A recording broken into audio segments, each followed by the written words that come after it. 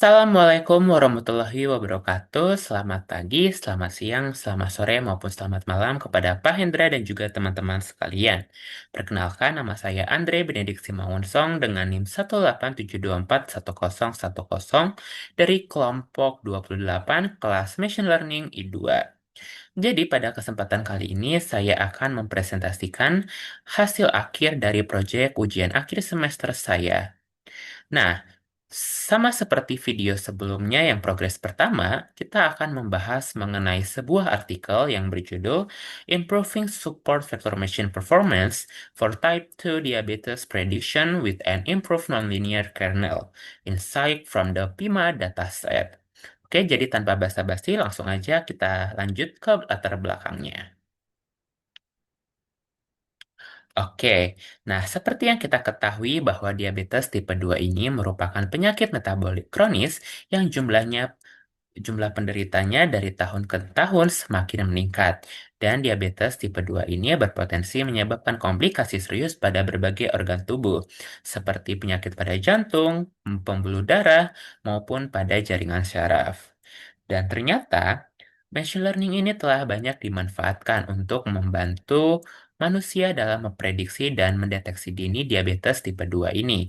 Nah, ternyata algoritma itu banyak algoritma machine learning. Nah, beberapa yang digunakan penelitian itu ada decision tree, kemudian ada KNN atau Canary Snake Bore, kemudian ada naive Bayes, dan juga ada support vector machine. Nah, jadi pada kali ini kalau teman-teman lihat, kalau sesuai dengan judul artikel tadi, kita akan lebih berfokus pada algoritma support vector machine. Nah, ternyata meskipun support vector machine ini memiliki performa yang baik dalam melakukan klasifikasi, ternyata penggunaan kernel tunggal dalam supervector machine masih memiliki keterbatasan dalam menangkap pola data medis yang kompleks dan juga besar. Nah, sehingga kita memerlukan pengembangan kernel yang lebih efektif untuk meningkatkan akurasi dari prediksi ini. Kemudian dalam penelitian oleh Reza, jadi sebagai tambahan aja penelitian artikel ini dilakukan oleh Reza dan juga kawan-kawan. Jadi kita selanjutnya akan kita sebut sebagai Kak Reza aja ya. Jadi dalam artikelnya Kak Reza ini beliau menyebutkan ternyata ada beberapa research gap atau kesenjangan dalam beberapa penelitian yang sebelumnya. Nah, kalau teman-teman lihat ternyata banyak penelitian menggunakan supervector machine yang masih menggunakan kernel tunggal yang di mana kernel tunggal dia nggak belum mampu menangkap pola kompleks pada data diabetes secara optimal. Kemudian dalam artikelnya, Mas Kareza ini menemukan bahwa beberapa penelitian masih memperoleh akurasi sekitar 78-83%, yang dimana akurasinya ini masih dapat ditingkatkan untuk meningkatkan diagnosis yang lebih andal. Nah, selanjutnya penelitian kebanyakannya hanya menggunakan satu jenis kernel, dan ternyata belum banyak penelitian yang menggunakan dua jenis atau kombinasi dari dua jenis kernel. Kemudian di beberapa penelitian sebelumnya, sebagian model kurang robust terhadap missing value, outlier, dan juga class imbalance. Yang di mana research teamnya itu diperlukan pendekatan yang lebih kuat dalam pre-processing dan klasifikasi agar hasilnya lebih stabil. Begitu. Oke, selanjutnya kita lanjut ke tujuan penelitian. Jadi sebenarnya dalam artikel yang ditulis oleh Kak Reza ini ternyata ada tiga tujuan utamanya. Yang pertama adalah mengimplementasikan kernel kombinasi Gaussian RBF dan RBF City Block atau Manhattan pada algoritma supervector machine untuk klasifikasi diabetes tipe 2. Tujuan yang keduanya membandingkan kinerja proposed kernel dengan berbagai kernel supervector machine berdasarkan metrik evaluasi dan penelitian sebelum-sebelumnya.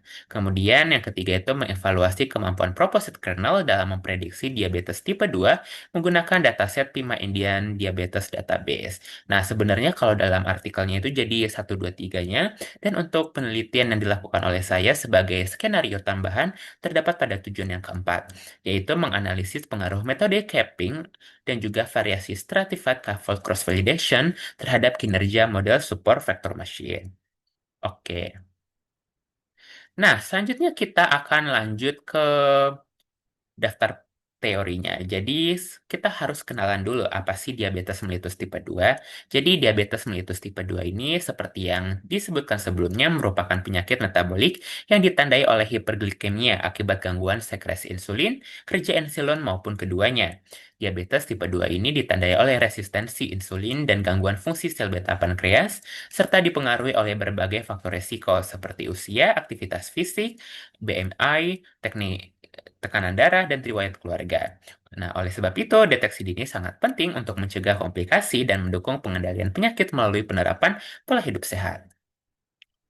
Oke, selanjutnya kita udah ngomongin supervector machine, tapi kita belum kenalan nih apa sih supervector machine ini. Jadi sebenarnya supervector machine itu adalah algoritma machine learning yang digunakan untuk klasifikasi data, yang dimana supervector machine ini bekerja dengan mencari hyperplane optimal yang memiliki margin terbesar untuk memisahkan dua kelas data.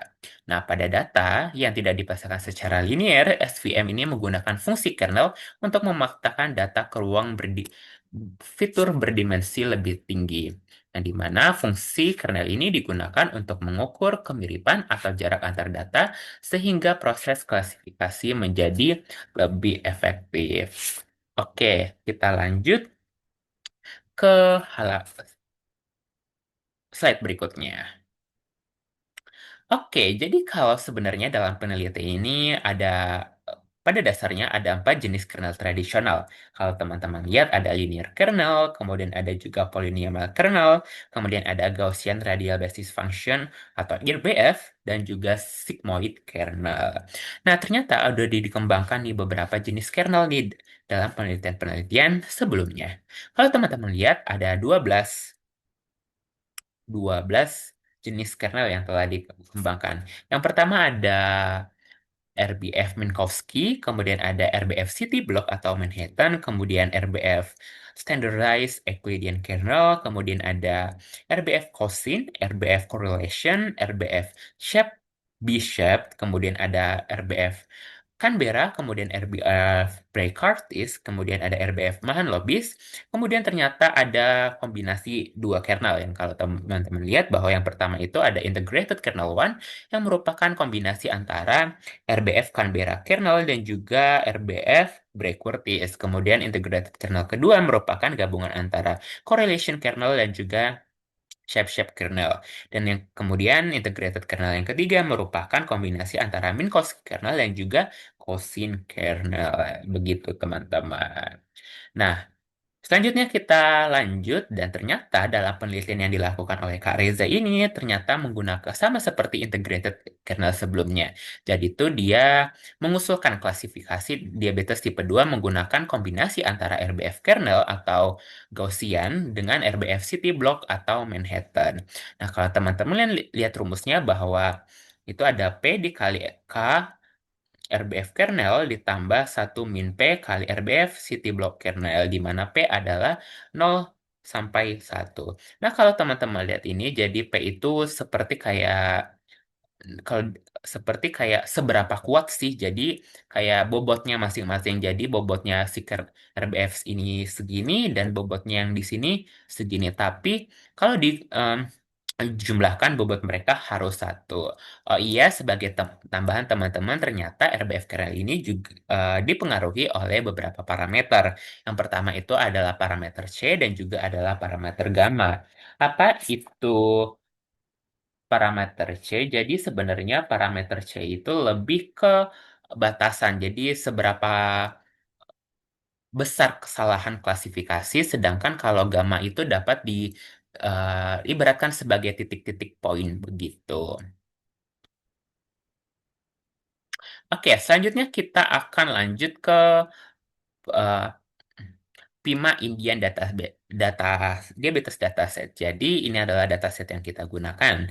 Nah, PIMA Indian Diabetes Dataset ini berasal dari National Institute of Diabetes and Digestive and Kidney Disease. Jadi adalah dataset ini kalau teman-teman lihat berasal dari perempuan keturunan Indian yang berusia minimal 21 tahun dan terdiri dari 768 data dan juga 9 atribut yang meliputi 8 atribut prediktor dan juga 1 atribut target. Nah, di sebagian sampingnya itu ada jenis atributnya. Ada pregnancies yang menunjukkan jumlah kehamilan, glukos yaitu konsentrasi glukosa dalam darah, blood pressure atau tekanan darah diastolik, kemudian thickness yaitu ketebalan lipatan kulit, ada insulin, kadar insulin dalam darah, kemudian BMI, body mass index, kemudian ada diabetes pedigree function yang merupakan probabilitas seseorang menderita diabetes, kemudian ada age, usia pasien, kemudian ada outcome, jadi variabel target berupa klasifikasi biner yang menunjukkan status diabetes, yang dimana nilai satu untuk penderita diabetes dan nol untuk penderita non-diabetes. Oke, selanjutnya kita sebutkan juga beberapa penelitian terdahulu. Jadi berbagai penelitian yang dalam artikel Kak Reza ini em, telah dilakukan. Nah, kalau teman-teman lihat bahwa ada random forest mencapai akurasi 75%, SVM dengan kernel Gaussian sebesar 78, kemudian lab SVM sebesar 82,29, SVM dengan kernel linear sebesar 83, kernel terintegrasi 82%, RBF dan exponential kernel yang dapat dioptimalkan dengan 77%, dengan kemampuan general yang dimana kernel tersebut mempunyai hasil generalisasi yang lebih baik dibandingkan dengan kernel linear dan juga sigmoid. Nah, dari penelitian ini menunjukkan bahwa pemilihan fungsi kernel berpengaruh terhadap kinerja model klasifikasi suatu model. Oke, kita lanjut ke metrik evaluasi. Jadi, dalam mengevaluasi model-model yang kita gunakan dalam penelitian ini, kita menggunakan beberapa metrik. Yang pertama itu ada akurasi, kemudian ada precision, kemudian ada recall, kemudian ada F1 score, kemudian ada ROC, kemudian ada AUC. Jadi nanti teman-teman lihat ada keterangannya di bagian sampingnya. Oke.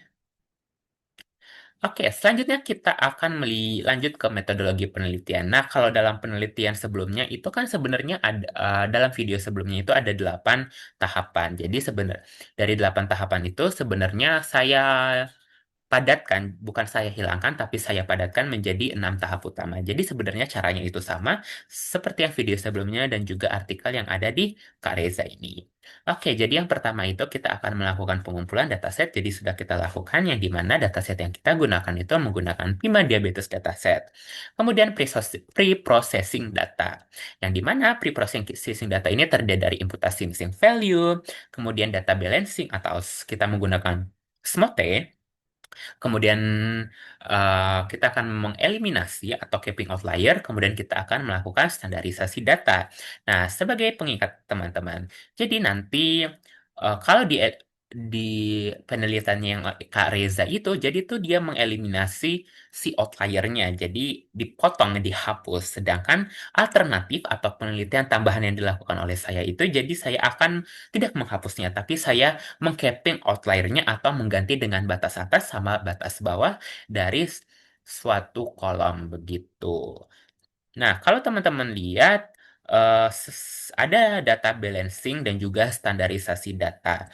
Nah, sebenarnya itu dalam penelitian yang dilakukan oleh Kak Reza ini tidak diberitahu secara spesifik apakah dia melakukan data balancing dan juga menggunakan SMOTE dan juga standarisasi itu secara global ataupun di dalam loop. Jadi dalam penelitian yang saya lakukan ini saya akan melakukannya di dalam loop. Kak Andre, apa itu loop? Jadi nanti akan bahas di tahap selanjutnya. Jadi data balancing dan juga menggunakan SMOTE, kemudian standarisasi data menggunakan standard scalar. Dan selanjutnya kita akan melakukan stratified covered cross validation. Nah, ini yang saya maksudkan. Jadi dalam penelitian yang oleh Kareza itu dia menyebutkan bahwa dia melakukannya menggunakan stratified tenfold cross validation. Jadi sebenarnya apa sih stratified itu? Jadi sebenarnya kita ambil satu contoh dulu. Yang pertama menggunakan tenfold cross validation. Jadi datasetnya itu ya dataset yang kita punya itu dibagi menjadi 10 bagian. Nah, dibagi menjadi 10 bagian jadi bagian pertama, kedua, ketiga, keempat, kelima. Nah, di bagian pertama itu 90% datanya itu dibagi menjadi data train dan juga 10%-nya itu akan menjadi data testing yang dimana proporsi antara data testing dan data trainingnya sama seperti data aslinya. Nah, kalau kita lihat di penelitiannya Kak Reza ini, ternyata perbandingannya tidak seimbang, yang dimana kelas non diabetesnya itu sekitar 65% dan yang diabetes itu sekitar 35%. Nah, eh jadi yang jadi kita contohnya itu tenfold. Jadi berarti 10 bagian. Misalnya kita memiliki 1000 data. Kalau kita tenfold jadi mempunyai 10 bagian, jadi setiap bagiannya ada 100 data. Nah, 90% datanya itu jadi 90 itu merupakan bagian dari data training, kemudian 10-nya itu adalah data testing.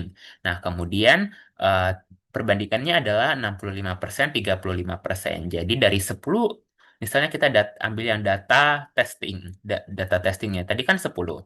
Jadi sekitar bisa dibilang 6 itu merupakan data non-diabetes dan yang empatnya itu adalah data diabetes. Oke, semoga teman-teman dan juga Pak Hendra paham ya. Oke, selanjutnya kita akan mengembangkan beberapa skenario juga seperti yang telah disebutkan di tujuannya. Kita akan menggunakan 5 volt, 4 volt, dan juga 3 volt untuk mengetahui apakah ternyata jenis stratified-nya itu berpengaruh atau enggak. Nah, selanjutnya tahap selanjutnya adalah pembentukan kernel. Jadi, pembentukan kernel ini menggunakan menggunakan optimasi hyperparameter. Seperti yang kita tahu, kalau kernel itu dipengaruhi oleh beberapa jenis variabel, ada variabel C, gamma, dan juga P yang telah kita sebutkan sebelumnya. Nah, dalam penelitian ini, C yang digunakan itu berkisar 0,1, 1, 10, 100, dan juga 1000. Dan juga uh, dan juga ke gamma yang kita gunakan itu ada 0,001, 0,01, 0,1, dan juga satu begitu teman-teman. Kalau P-nya itu ya bobotnya berarti di antara 0,1 sampai 0,9. Dan kita dan bagaimana sih cara kita melakukan pencarian kernel ini? Jadi nanti kita akan menggunakan nested grid search pada kernel. Jadi sebenarnya itu di dalam 10 volt kita itu ternyata masih ada faultnya lagi. Jadi ada grid search. Jadi ada 10 volt. Kemudian ada juga di dalamnya juga ada 3 volt yang untuk melakukan optimasi hyperparameter. Nah, setelah kita menemukan yang bagus, parameter yang bagus, nah kita akan melatih model SVM kita dengan hyperparameter terbaik, kemudian dan akhirnya kita akan menggunakan langkah terakhir adalah mengevaluasi model yang di mana model SVM dari setiap skenario akan dievaluasi dengan menggunakan metrik evaluasi yang telah kita jelaskan sebelumnya. Oke, dataset yang kita gunakan sama seperti yang kita sebutkan sebelumnya, dataset berisi dari 768 data pasien perempuan, yang di mana seluruh responden berusia minimal 21 tahun. Dataset terdiri dari 65, sekitar 65% pasien non-diabetes, 268 pasien diabetes, atau sekitar 35% memiliki 8 atribut prediktor dan satu atribut target, dan dataset yang saya gunakan itu berasal dari Kaggle. Kemudian ini adalah deskripsi dari 5 Indian Diabetes Dataset. Dan telah kita sebutkan atau telah dijelaskan juga di bagian sebelumnya. Oke, langsung aja kita ke uji coba aja. Jadi kita uji cobanya itu langsung ke Python-nya aja, teman-teman. Sebentar.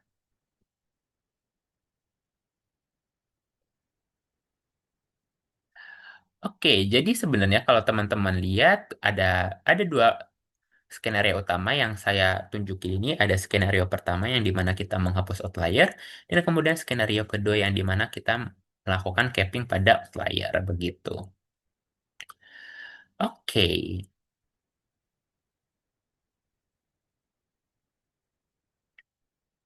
Oke, jadi yang pertama kita akan melakukan import beberapa library yang kita akan gunakan. Nah, selanjutnya kita akan melakukan load dataset, kemudian kita mengecek statistika deskriptif. Nah, kita menggunakan analisis missing value dan imputasi. Jadi nanti kita ini akan menampilkan nilai nol, melakukan visualisasi jumlah nilai nol, melakukan konversi. Nanti akan dijelaskan di outputnya ya, lebih rinci begitu. Jadi kita ini akan membahas bagaimana sih alur dari kode programnya gitu. Kemudian ini ada proses imputasi median yang telah kita sebutkan sebelumnya. Kemudian kita akan mendeteksi dan handling outlier. Jadi ada box plot, kemudian ada eksekusi pembersihan outlier, kemudian ya, jadi nanti kita di sini memisahkan fitur antara X-nya sama Y-nya tadi. Kemudian, nah di sini adalah function membuat kernel matrix. Jadi nanti di sini kayak isinya kode-kode jenis-jenis kernel yang kita gunakan. Ada, kalau tidak salah, ada 16 jenis kernel yang mulai dari kernel tradisional yang sampai kernel pengembangan dan juga integrated begitu. Kemudian ini juga ada optimized grid search, jadi nanti di dalam loop, jadi nanti itu C-nya ada 0,01, 0,1, 1, 10, 100, kemudian gamanya adalah 0,01, 0,01, 0,1, dan juga 1. Ini jadi ada nanti stratified K-fold ya teman-teman. Oke, ini nanti perhitungannya di sini, kemudian jadi itu nanti di dalam loop, outer loopnya masih ada inner loop yaitu si grid search. Nah, kemudian di sini ada outer loopnya. Oh ya, nah jadi itu sebenarnya ada dua jenis yaitu kalau di penelitian Kak Reza ini belum tahu kita itu dia itu apa namanya melakukan standarisasi ataupun semutnya di global ataupun di dalam loop. Jadi untuk kita mengambil langkah aman sesuai dengan penelitian penelitian. Jadi kita akan menggunakan di dalam loop. Jadi di dalam tenfold itu atau di dalam cross validationnya agar tidak terjadi kebocoran data atau data leak atau kebocoran data. Jadi di standarisasi menggunakan standar scalar dan juga smoother. Oke, nanti selanjutnya diolah, jadi nanti ada tampilkan ringkasan evaluasi, kemudian ada pembuatan grafik multi ROC. Oke, di situ. Jadi bedanya apa dengan yang ini? Kan ini kita skenario satu untuk menghapus outlier, yaitu yang di bagian sebelah, ya ini eksekusi pembersihan outlier. Sedangkan di skenario kedua ini, kita tuh akan melakukan capping atau mengganti outlier dengan batas atas dan juga batas bawah. Begini ini ya teman-teman. Oke, jadi dapat dilihat perbedaannya ada di bagian sini. Oke, langsung aja kita bahas outputnya. Pasti teman-teman penasaran sama Pak Hendra penasaran terkait dengan outputnya. Begitu. Oh ya, sebentar. Sebelum itu saya akan ini dulu. Kita lihat. Oke, jadi tuh kalau di outputnya itu kita lihat ada statistika deskriptif, analisis missing value, kemudian jadi tuh sebenarnya dalam penelitian saya itu saya menguji seluruh jenis kernel dengan 5 dengan 10 volt, 4 volt, 3 volt dan begitu. Dan jadi nanti setiap parameternya itu juga dia bakal ketahuan ada kayak base parameter terpilihnya berapa. Jadi nanti ininya berapa, AC-nya berapa, jadi setiap kernelnya dia memiliki parameter terbaiknya masing-masing, begitu. Setiap jenis kernel di setiap jenis fault memiliki C dan gamanya masing-masing, begitu. Dan nanti ada nih pengaruhnya teman-teman, mengapa ada perbedaan antara penelitian yang dilakukan oleh Kak Reza dan penelitian yang dilakukan oleh saya.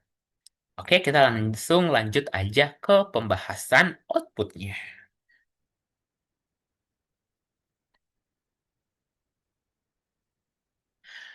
Oke, jadi kita akan membahas statistika deskriptifnya terlebih dahulu. Jadi teman-teman lihat bahwa di sini ada statistika deskriptifnya. Jadi bagian ini menyajikan statistika deskriptif dari Pima Indian Dataset untuk memberikan gambaran.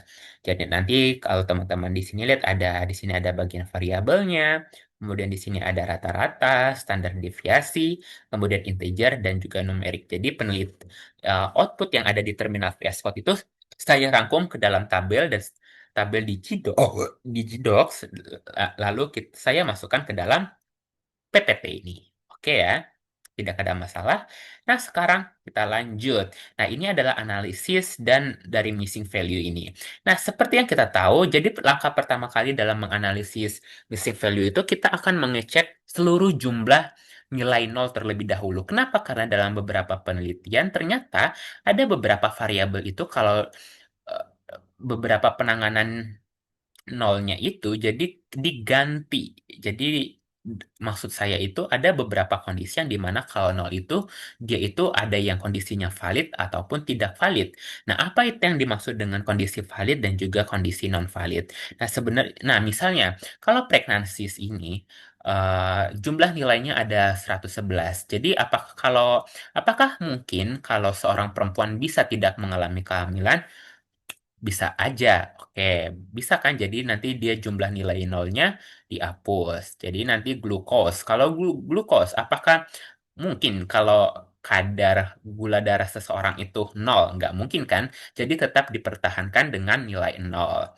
Begitu juga dengan blood pressure, skin thickness, insulin, BMI dan kemudian diabetes.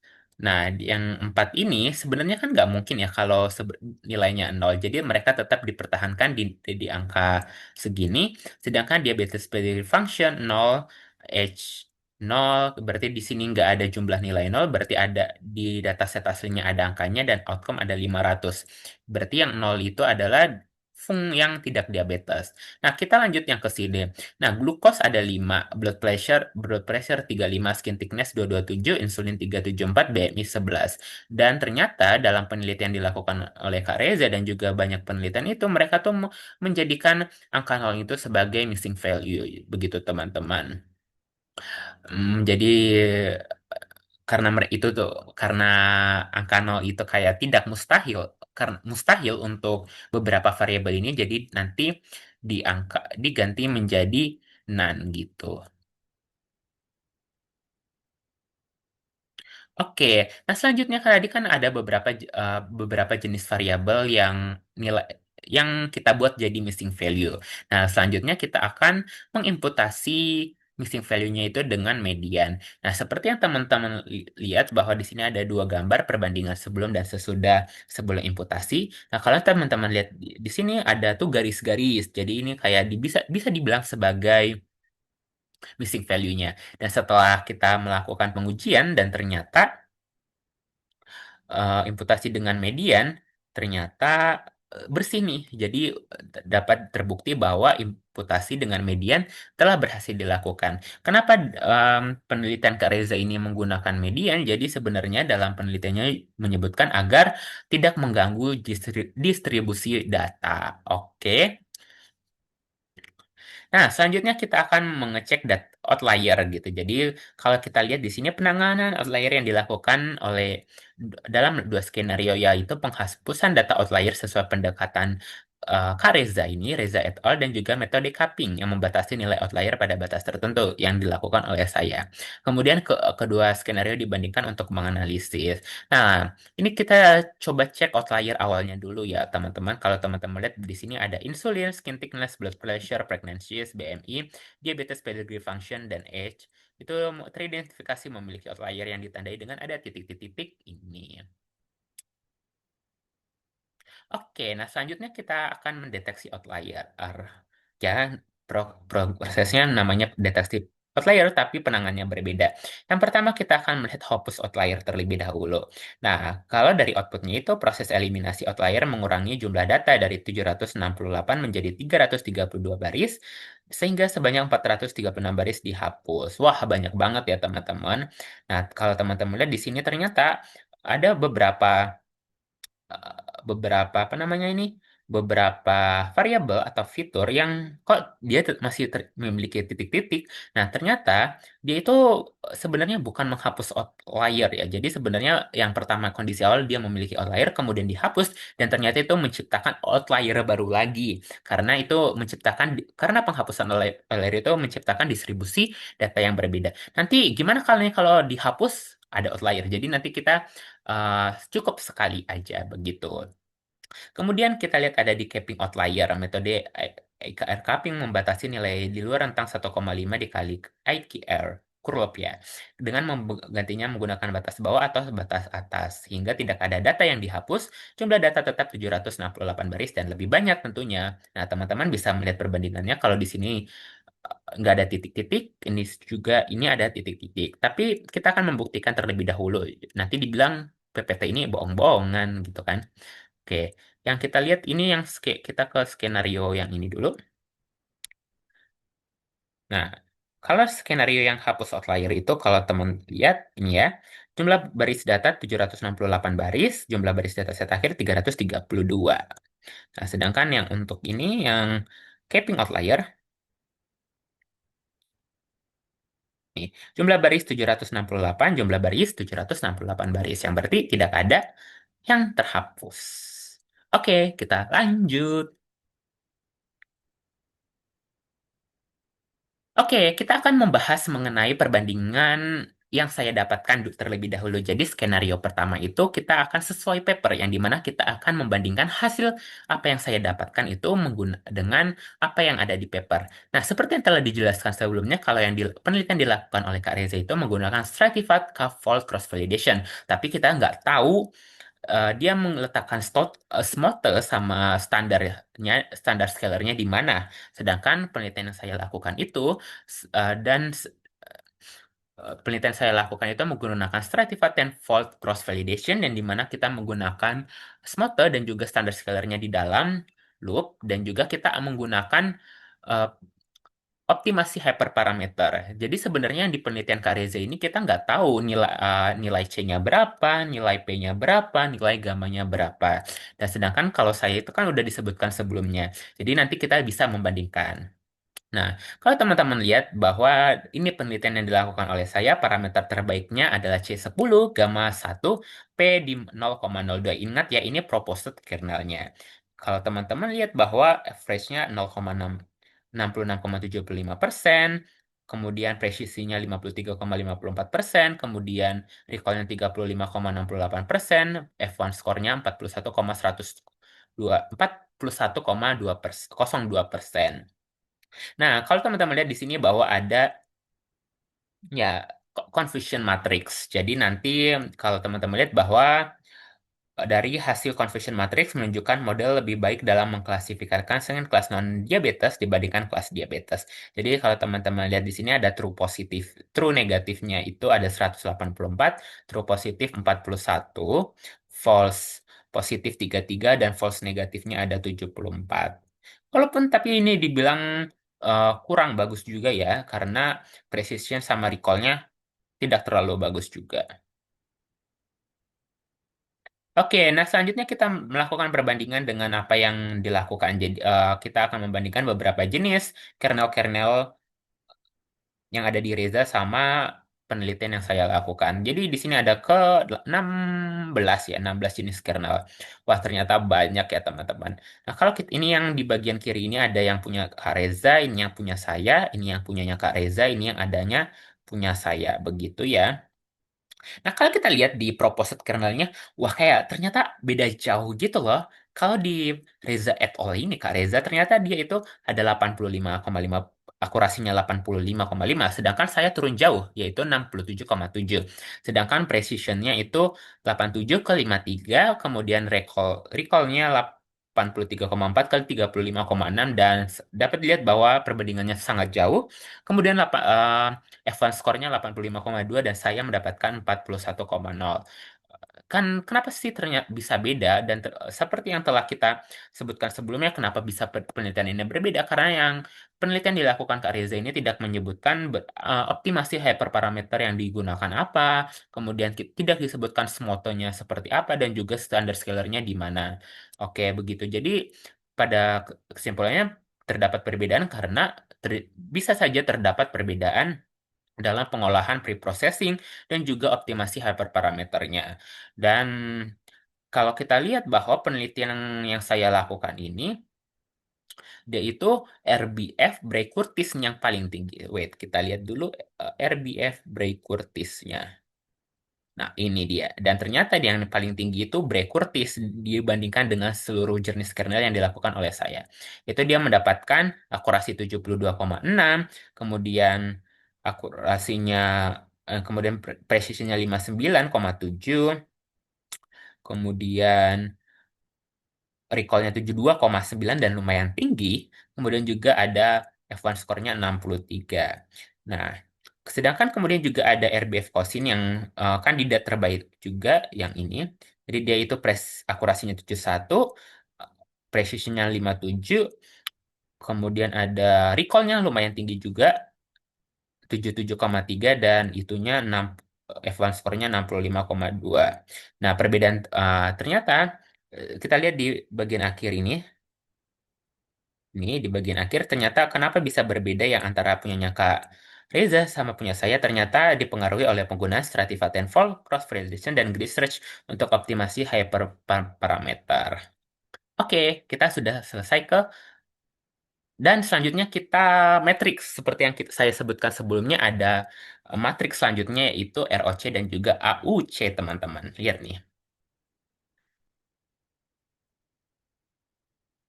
Oke, jadi kalau kita proposed kernel, aduh, oke, jadi kalau teman-teman lihat di proposal kernel yang paling bawah ini, si Kareze ini area undernya 85,5, sedangkan saya AUC-nya itu 71,9. Dan ternyata itu sangat jauh, teman-teman. Kayak, what? Kayak kurang bagus aja begitu. Dan bahkan kalau kita lihat bahwa ternyata yang bagus itu ini si RBF Bray Curtis sama seperti yang telah kita sebutkan dengan matriks evaluasi, di mana si RBF Bray Curtis itu lebih tinggi yaitu 80, sedangkan punyanya Kak Reza itu 78,9. Nah, kita lihat di sini ada gambar ROC-nya, kurva ROC. Dan ternyata kalau kita lihat juga bahwa yang paling tinggi itu ada si Bray Curtis 80%. Oke. Nah, kalau kita baca nilai area undercurve pada penelitian itu berbeda dengan Reza et al. Di mana proposed kernel hanya mencapai 71,9%. Ya, bisa dibilang mendekati 80% ya, 80%. Kernel RBF Curtis memperoleh FCC tertinggi sebesar 80,80%, diikuti linear 79,9. Beda jauh ya ternyata ya. 71 ke 80, kemudian diikuti dengan linear 79,9, integrated kernel 1, dan dapat diketahui juga perbedaan hasil ini diduga dipengaruhi oleh strategi validasi, optimasi hyperparameter, dan juga tahapan praproses yang digunakan. Nah, selanjutnya kita akan pembahasan skenario yang kedua, di mana saya menggunakan beberapa jenis 10 cross-fault validation ya. Nah, kalau teman-teman lihat bahwa di sini yang punyanya Kak Reza itu yang menggunakan Stratified 10 fault cross validation, yaitu akurasinya 85, kemudian presisi 87, recall 83, F1 score 85,2. Kalau Stratified Tenfold Cross Validation yang kita lakukan sebelumnya itu ada 67,7, kemudian presisinya 83,5, recall 35,6, F1 score 41. Kemudian Stratified 5 Fold Cross Validation 65,3, precision 48,5, recallnya 32,1, F1 score 37,5. Kemudian ada Stratified 4 Fold Cross Validation yang dimana akurasinya mencapai 70,7, presisinya 59, recallnya 54, F1 score 55. Kemudian ada Stratified 3 Fold Cross Validation, akurasi 67, precision 53,7, recallnya 30,5, F1 score-nya adalah 37,1. Nah, kalau kita bandingkan bahwa ternyata yang Stratified 4 Fold Cross Validation itu yang paling bagus dibandingkan dengan jenis cross validation yang saya lakukan pada percobaan ini, yang dimana itu dia hampir mendekati yang punyanya si Kak Reza ini. Oke, Eh, jadi dapat disimpulkan kalau di bagian ini ternyata eh, pengaruh, ternyata berpengaruh juga antara jenis cross validation yang kita gunakan. Mengingat juga kalau sebenarnya tahapannya sama aja untuk seluruh skenario, research-nya sama, optimasi parameternya juga sama, dan ternyata Stratified 4 fold cross validation ini pada propose ini ya, ingat ini pada proposed kernel ya. Jadi pada proposed kernel Stratified 4 fold cross validation yang paling tinggi begitu. Dan teman-teman bisa melihat di sini ada confusion matrixnya. Eh, Dapat dilihat bahwa Stratified Fold Cross Validation memberikan hasil terbaik dengan 62 true positif dan 53 false negatif. 3 fold menghasilkan 35 true positif, 80 false negatif, 5 fold 37 true positif dan 78 false negatif. ya 78 false negatif, dan fault menghasilkan yang 10 fault 41 true positif dan 74 false negatif. Meskipun jumlah false positif pada 4 fault lebih tinggi, kemampuan model dalam deteksi kelas diabetes meningkat, sehingga menghasilkan recall dan F1 score yang lebih baik. Kemudian juga ini adalah nilai ROC-nya ya teman-teman. Jadi 4 skenario dengan tahapan yang sama. Kalau kita lihat bahwa yang 10 volt itu uh, sekitar 0,7193, ya 5 volt itu 0,6812, kemudian yang 3 volt ini 71,5, sedangkan yang 4 volt itu 74,26. Nah, dari sini membuktikan ketika kita melihat nilai AUC-nya, area under curve-nya, ternyata si 4 cross validation ini memiliki performa yang terbaik sama seperti sebelum-sebelumnya. Jadi pada bagian ini dapat disimpulkan bahwa ternyata jenis cross validation itu ternyata mempengaruhi seberapa akurasi model kita. Oke, selanjutnya kita masuk ke scanner yang terakhir yang dimana kita menggunakan variasi jenis cross validation, tapi kita menggunakan capping outlier atau yang mengganti outlier dengan batas atas dan juga batas bawah. Nah, kalau teman-teman lihat di sini bahwa akurasi yang paling tinggi itu didapatkan oleh ternyata stratified 10 volt cross validation dan juga stratified 4 volt cross validation memiliki akurasi yang sama dan ternyata kalah dengan stratified 10 volt cross validation yang dimana kita menghapus outliernya. Kemudian presisinya paling tinggi ya 10 volt, kemudian recall-nya paling tinggi itu 4 volt, dan ternyata F1 score-nya juga sama. Jadi dapat disimpulkan bahwa stratified 10 volt ini memiliki akurasi kebaikan model yang hampir sama dengan 4 volt, tapi dengan cara menghapus outliernya. Jadi kalau menghapus outlier ini kan mengurangi data, jadi kayak mengurangi kemampuan model untuk melatih. Tapi sama aja penelitian yang saya lakukan itu masih di bawah oleh yang dilakukan oleh Kak Reza. Nah, sesuai hal ini juga dapat disebabkan oleh perbedaan jenis stratified yang digunakan dan juga optimasi hyperparameter yang digunakan. Nah, kalau di sini kita lihat ada juga confusion matrix dari masing jenis-jenis kernel dengan skenario mengcapping outlier begitu. Nah, selanjutnya kita akan melihat perbandingan kurva ROC-nya ya teman-teman. Tapi ingat scan 4 jenis stratified, tapi kita menggunakan capping outlier. Ini yang penelitian yang dilakukan oleh saya. Dan ternyata yang kalau 10 volt itu sekitar 74,2, kalau yang 5 volt itu 74,1, kemudian yang 4 kern 4 itu 76,02, sedangkan yang 3 3 volt itu sekitar 73. Nah, dapat kita lihat bahwa ternyata yang paling tinggi AUC-nya itu adalah si 4 volt 4 volt cross validation. Jadi sejauh ini dapat disimpulkan bahwa ternyata uh, melakukan penanganan pada outlier juga memiliki pengaruh terhadap kemampuan model dalam mengklasifikasi mengklasifikasikan. Jadi dari percobaan kedua dan ketiga kita dapat kesimpulan bahwa ternyata ada pengaruh dari penghapusan outlier atau penanganan outlier dan juga jenis cross validation yang digunakan terhadap kemampuan suatu model untuk mengklasifikasikan suatu data gitu. Oke, selanjutnya kita akan melihat kesimpulan. Jadi kesimpulannya ini kita menjawab beberapa pertanyaan dari tujuan. Yang pertama, implementasi proposed kernel, yang dimana proposed kernel ini yaitu gabungan antara RBF dan juga Manhattan atau City Block berhasil diimplementasikan pada Super Vector Machine menggunakan pre-computed kernel, grid search, dan juga nested stratified coupled gradation. Kalau teman-teman bingung apa itu nested, jadi nested itu bersarang.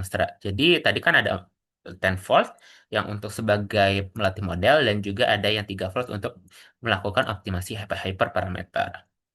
Kemudian yang kedua perbandingan dengan kernel lain. Kita bandingkan juga kan tadi di mana proposed kernel tidak memberikan firmware terbaik. Kernel RBF Curtis malah memperoleh hasil tertinggi dengan akurasi 72,6%, F1 score 65,3, dan persen dan juga area undercurve sebesar 80%, yang berbeda dengan hasilnya Kak Reza yang menempatkan proposit kernel sebagai yang terbaik. Nah, sekedar mengingatkan juga kenapa hal ini bisa terjadi. Hal ini bisa terjadi karena terjadinya mungkin saja perbedaan dalam penanganan outlier, kemudian optimasi hyperparameter, begitu teman-teman. Kan kita juga nggak di artikel yang ditulis Kak Reza tidak mencantumkan parameter-parameternya, langsung hasilnya aja begitu. Kemudian tujuan yang ketiga itu kemampuan prediksi diabetes tipe 2, di mana proposit kernel masih mampu mengklasifikasikan diabetes tipe 2 dengan cukup baik, menghasilkan akurasi 67,7 dan area undercurve 71,93%, meskipun performa masih di bawah penelitian yang dilakukan oleh Kak Reza. Kemudian, ini yang penting, temuan penting kita juga atau penelitian yang dilakukan oleh saya, jadi pengaruh outlier dan juga variasi vote. Ternyata metode IQR capping memberikan hasil yang lebih baik dibandingkan dengan penghapusan outlier. Stratified 4 fold cross validation menjadi skenario terbaik dengan akurasi sebesar 70,3%, advanced score 48,2%, dan area undercurve sebesar 76%. Sehingga metode penanganan outlier dan jumlah float berpengaruh. Saya tekankan lagi, metode penanganan outlier dan jumlah fault berpengaruh terhadap kemampuan dalam melakukan generalisasi model. Nah, selanjutnya kita akan lanjut ke bagian saran, dan saran saya itu kita harus mengeksplorasi kombinasi kernel lain. Nah, seperti yang kita tahu bahwa RBF Bray Curtis tadi performanya cukup baik, jadi kita bisa memperluas ruang pencarian hyperparameter, menggunakan metode tadi kan kita menggunakan grid search, bisa digunakan beberapa cara yang lain seperti random search, kinetic algorithm, maupun Bayesian optimization. Saran saya yang kedua adalah membandingkan metode penanganan ketidakseimbangan data seperti Smotes, Smotetomic, Edesin, maupun tanpa oversampling untuk mengetahui pengaruhnya terhadap performa supervector machine. Jadi saran saya itu kita tidak perlu melakukan teknik oversampling pada data trainingnya begitu, ataupun kita bisa menggunakan metode yang lain seperti Smart Atomic, ada SIN begitu. Dan yang terakhir adalah kita dapat melakukan pengujian pada dataset medis yang lain, misalnya seperti Alzheimer, kemudian breast cancer, maupun Parkinson, maupun kanker tiroid, agar kita bisa melihat kemampuan model ini dalam melakukan generalisasi model sehingga dapat dievaluasi secara lebih komprehensif dan tidak terbatas pada dataset Pima Indian Diabetes saja.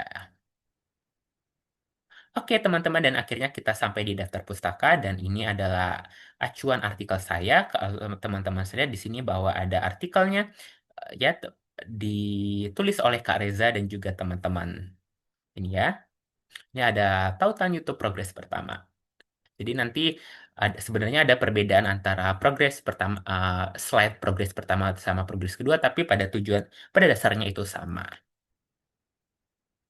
Oke, akhirnya kita telah sampai di slide yang paling terakhir.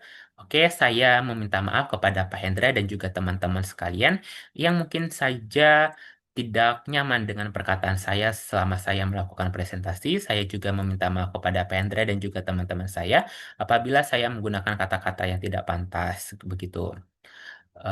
Saya Andre Benedik Simangunsong pamit mengundurkan diri. Oh ya, sebagai pesan saya lagi, semoga informasi yang saya berikan ini kepada teman-teman dan juga Pak Hendra bermanfaat dan menambah ilmu pengetahuan sehingga ataupun bisa bermanfaat bagi kehidupan sehari-hari. Oke, saya Andre Benedik Simangunsong pamit mengundurkan diri. Terima kasih.